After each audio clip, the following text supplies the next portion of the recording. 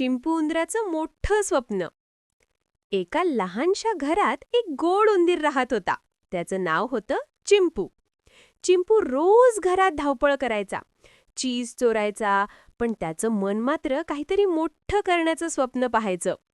तो रोज म्हणायचा, मी एक दिवस मोठा साहसी होणार.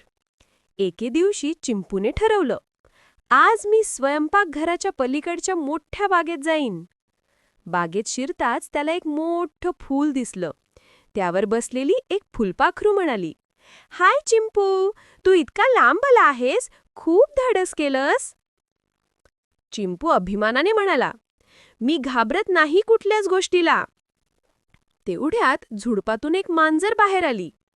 चिंपूचं हृदय जोरात धडधडू लागलं, पण तो लगेच झाडाच्या मुळाखाली लपला आणि शांतपणे वाट पाहू लागला. थोडा वेळाने मांजर निघून गेलं. चिंपूने हळूच डोकं बाहेर काढलं आणि म्हणाला, धाडस म्हणजे घाबरू नये असं नाही, तर घाबरूनही योग्य काम करावं हेच खरं धाडस.